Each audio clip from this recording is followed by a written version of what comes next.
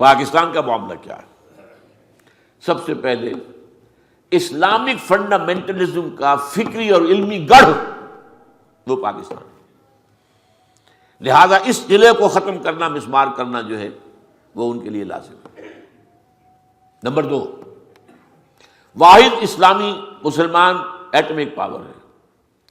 تو وہ جو گریٹر اسرائیل کا نقشہ ہے اس کو شروع کرنے سے پہلے اس پاکستان کے ایٹمی دانت توڑنے ضروری ہیں، ورنہ اگر وہ معاملہ شروع ہو گیا تو جو طوفان اٹھے گا پورے عالم اسلام کے اندر عوامی سطح پر وہ حکومتوں کو بہا کر لے جائے گا، اور اس وقت خطرہ موجود ہے کہ کہیں فنڈامنٹلسٹ حکومت پاکستان میں قائم نہ ہو جائے۔ ان کے ہاتھ میں اگر ایٹمک ہتھیار آ گئے تو پھر ظاہر بات ہے کہ وہ استعمال بھی ہو سکتے ہیں، ہمارے خلاف استعمال ہو سکتے ہیں، لہٰذا اس کے ایٹمک دانت توڑنا یہ ان کے پروگرام میں شامل ہے، کم سے کم دانت توڑ دیے جائیں۔ نمبر 3 یہ کہ چائنا کا گھیراؤ مکمل کرنے کے لیے، اس لیے کہ یہی آؤٹ لیٹ ہے چائنا کو جو ملا ہوا ہے۔ چائنا نے بہت انویسٹ کیا ہے پاکستان میں، یہ جو شاہراہ ریشم بنائی ہے کتنا پیسہ خرچ ہوا اس کا، کتنے فوجیوں نے اس کی جانیں دی ہیں وہاں پر۔ یہ پہاڑوں کے جو ہے ان کو تو کاٹ کاٹ کر سڑکیں بنانا کوئی آسان کام تھا، اس میں ہماری جو ہے آرمی نے بھی کام کیا ہے بہت، لیکن یہ کہ بہت بڑا حصہ اس میں چائنیز کا ہے، انہوں نے بنایا۔ وہ اس کے ذریعے سے پاکستان اور پھر اس سے آگے گوادر کے ذریعے سے وہ چاہتا ہے کہ یہ جو ہے مڈل ایسٹ کا معاملہ جو ہے اس کے ساتھ اس کے تجارتی روابط جو ہے براہ راست وہ لمبا سفر کر کے، اور چائنا سے وہ پیسیفک اوشن سے ہو کر، پھر ملاکا اسٹریٹ آف ملاکا سے ہو کر، پھر انڈین اوشن سے گزر کر، اور پھر کہیں پہنچنا مڈل ایسٹ میں، اور کہاں یہ ہے کہ سیدھا شاہراہ ریشم کے ساتھ سے اتر کر اور وہ آ جائے اور وہ گرم پانی جو ہے اس کے بحیرہ عرب کے اس میں پہنچ جائے۔ تو ایک تیسرا پروگرام یہ بھی ہے۔ چوتھا پروگرام کیا ہے؟ بلوچستان کو گریٹر اسرائیل، گریٹر بلوچستان بنا کر ایک تو اس سے وہ راستہ لینا ہے تھرو افغانستان ٹو جو سینٹرل ایشیا کے ڈپازٹ سے آئل کے، اور پھر یہ کہ خود اس کے اندر جو ہے بہت بڑے پیمانے کے اوپر منرل دولت موجود ہے، یہ اس وجہ سے بھی ہے۔ پھر یہ ہے پاکستان کا معاملہ کہ اس کے ایٹمک دانت توڑ کر اور اس سے بھارت کے رحم و کرم پر چھوڑ دیا جائے، پھر جو چاہے بھارت کرے۔ اس میں کئی دفعہ آپ کو بتا چکا، کنڈولیزا رائس کا یہ بیان وہ اب اسی مقام پر ہے جس پر کبھی وہ مسز روبن رافیل تھی، اسی پوسٹ پر اب کون، بلکہ اس سے ذرا اوپر کے store per secretary of state ہے، یہ تو وزیر لیول پر ہے۔ اس نے کہا ہے کہ پاکستان کے مستقبل کا فیصلہ بھارت اور امریکہ مل کر کرے، یہ اس کے آن ریکارڈ ہے، اس میں کوئی بات ایسی نہیں ہے کہ جو کوئی ادھر سے سنی سنائی ہو، یہ باتیں ان کے سامنے موجود ہیں۔ اس اعتبار سے بھارت پاکستان کا معاملہ جو ہے اس میں نمبر 2 ہے، نمبر 1 افغانستان کے بعد نمبر 2۔ کیوں؟ اس لیے کہ اسلامک فنڈامنٹلزم کا علمی اور فکری گڑھ پاکستان۔ نمبر 2 بلوچستان کے راستے سے ہی جو ہے وہ انہیں گریٹر جو ہے ذخائر جو ہے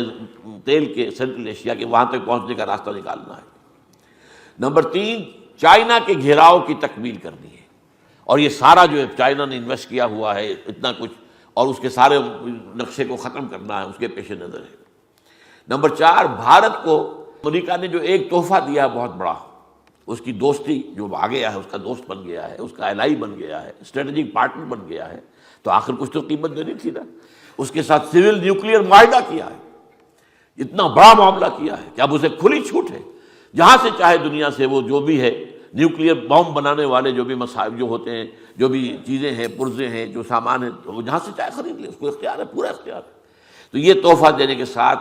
پاکستان کے ایٹمک دانت توڑ کر پاکستان کو اس کے رحم و کرم پر ڈال دینا ہے۔ ایک طرف بھارت جو ہے اسکرو کر رہا ہے، ہمیں ہمارے خلاف جو ہے ٹائٹ کر رہا ہے، پانی کے ذریعے سے ہمیں گویا کہ گھٹنوں کے بل گرانے کے لیے اس کا پورا نقشہ بنا ہوا ہے۔ وہ اس پورے علاقے کو، پنجاب کے علاقے کو پورے کو، وہ ریگستان دوبارہ جیسے باریں کبھی ہوتی تھی، نیلی بار اور فلاں یہ باریں جو ہوتی تھی، یہ سب صحرا تھے، یہ سب صحرا کے اندر تبدیل ہو جائے گی۔ اس کے بعد نمبر 4 پر ان کا پروگرام سعودی عرب اور شام کا بھی ہے۔ سعودی عرب کیوں؟ سعودی عرب جو ہے سورس ہے وہابزم کی، اور وہابزم جو ہے اس نے در حقیقت جو اسلامک فنڈامنٹلزم ہے بنیادی، اس کو جو ہے بہت تقویت دی ہے دنیا کے اندر، اور اس کو بھی وہ فنڈامنٹلسٹ کی حیثیت سے وہابزم کو بھی گالی کے طور پر استعمال کرتا ہے ویسٹ۔ اور ظاہر بات ہے کہ وہاں پر آپ کو معلوم ہے وہاں کے نظام تعلیم میں قرآن شامل ہے، انٹیگرل پارٹ ہے اس کا۔ وہاں تو جو کچھ بھی ہو رہا ہے، اب ظاہر بات ہے انہوں نے یہ تو کر دیا حکومت نے امریکہ کی منشا پر کہ وہ اپنے نصاب میں سے جو کتابیں ہیں نصابی، ان میں سے جہاد اور قتال کی آیات نکال دی،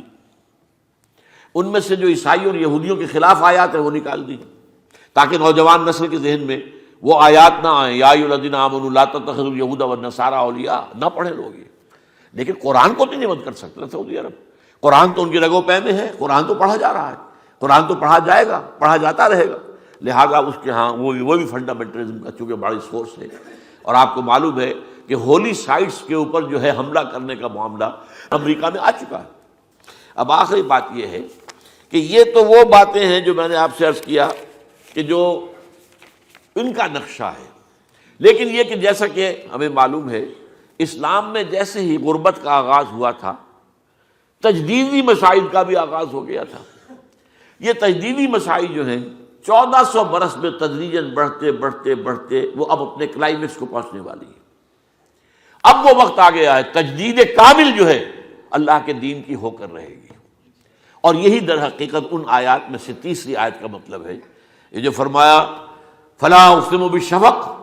واللیل وما وسق والقمر اذا اتسق، یہ تجدید کا چاند رفتہ رفتہ جب کہ بھرتا ہے، وہ چاند ایک پہلے دن کا ہلال ہے، پھر ہے دوسری تیسری چوتھی 14 صدیوں میں آ کر اب اسلام کی تجدید کامل ہونے والی ہے۔ یہ وہ وقت آ چکا ہے جب مجدد کامل کا ظہور ہوگا، اور اسی کے ضمن میں مختلف تجدیدی مسائل جو ہیں وہ چھوٹی چھوٹی تجدیدی مسائل یہ عالم اسلام میں چل رہی ہیں، ہندوستان پاکستان میں بھی چل رہی ہیں، پاکستان میں خاص طور پر۔ تو اس حوالے سے یہ اس آیت کا جو تیسرا جو حصہ ہے ان آیات کا، فلا اقسم بالشفق واللیل وما وسق والقمر اذا اتسق لترکبن طبقا عن طبق، یہ تجدید کا کام بھی جیسے نبوت کی تکمیل ہوئی تھی وہ بھی کئی ہزار برس میں جا کر ہوئی، حضرت آدم سے حضور صلی اللہ علیہ وسلم تک کئی ہزار برس، تکمیل نبوت اور تکمیل رسالت تدریجاً۔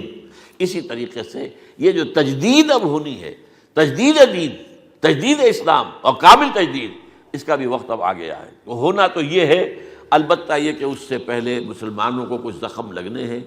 ہمیں کچھ سزائیں ملنی ہیں، ہوگا وہی جو اللہ چاہے گا، بالآخر اسلام کا غلبہ ہوگا پوری دنیا میں، یہ چمن معمور ہوگا نغمہ توحید سے، یہ ہو کر رہے گا۔ لیکن اس سے پہلے عالم عرب پر اللہ تعالیٰ کی طرف سے کوئی سختیاں، کوئی عذاب کے کوڑے، اور اسی طریقے سے ہو سکتا ہے کہ ہم پر، کیونکہ نمبر 2 مجرم ہم ہیں، ہم نے اسلام کے نام پر ملک بنایا اور 61 برس ہو گئے، وہ اسلام ہمارے سامنے کہیں نہیں ہے، وہ اسلام کا نظام عدل اجتماعی کہیں نہیں ہے، لہذا ہم مجرم ہیں، بہت بڑے مجرم ہیں۔ اللہ معاف کر دے، ہمیں اور مزید مہلت دے دے، اس کے لیے دعا ہم کر سکتے ہیں۔ لیکن اونچ نیچ ہونے کے بعد لترکبن طبقا عن طبق، لازماً تم چڑھو گے درجہ بدرجہ، یہ ہونا ہے، ہو کر یہی رہے گا بالآخر کہ اسلام کا بول بالا ہوگا اور تجدید ہوگی دین کی کامل انشاءاللہ۔